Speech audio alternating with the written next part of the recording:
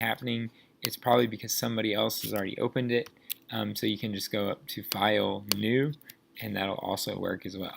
Okay, we are going to go ahead and stay in 2 dimensions. So just like we've been doing all week, go ahead and take out any objects that are already in there, switch the camera view to parallel projection, and then switch the standard view to the top view. Okay, so we've got that.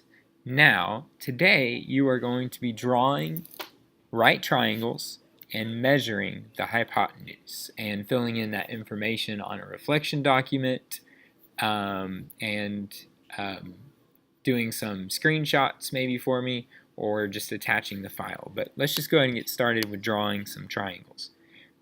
So the first thing that you can do is there is a polygon tool that you could use to draw a triangle, but it's going to be a regular triangle, and all these are going to be right triangles. So really, I can only think that you would draw them from scratch. So I'll start my first one right here. I'll start with an easy Pythagorean triple that I happen to know. So I'm going to go 3 units up, and I see that I need to zoom in a bit.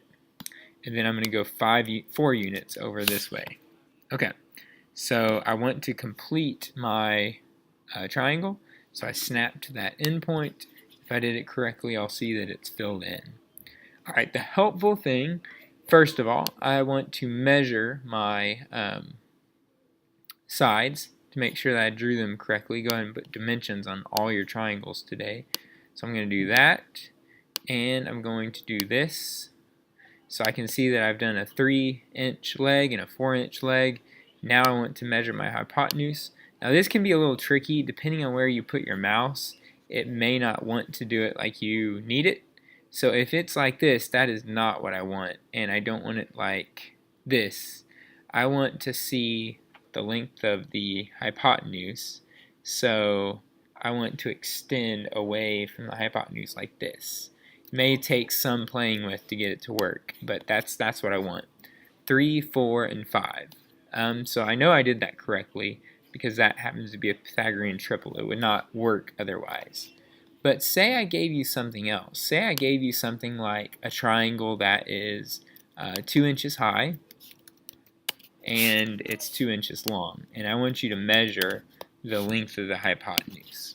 Okay, so we could start by measuring the sides to make sure we got them right. 2 inches there and 2 inches there. That looks good. I will also want to measure my hypotenuse.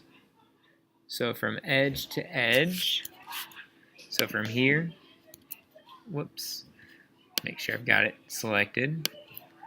So from here to there, and then remember I said I want it to go with the hypotenuse. It takes some working with, but that'll work. Okay.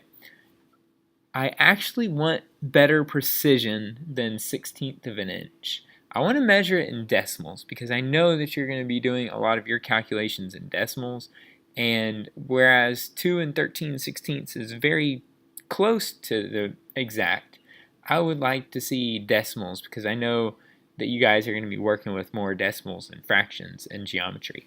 So what I'm going to do is I'm going to need to switch my units.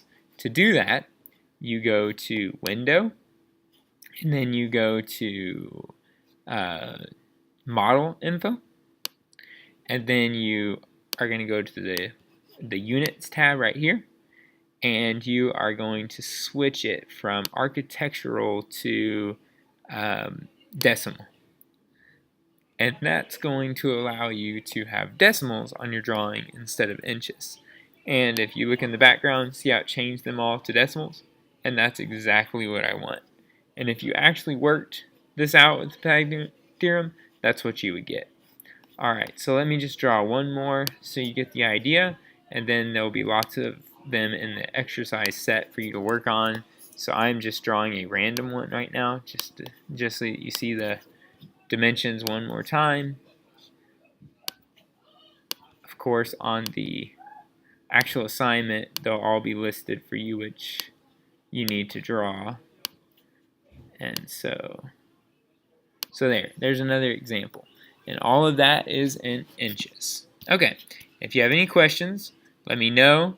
When you go to do the assignment, I'll probably be asking for a screenshot and the SketchUp file.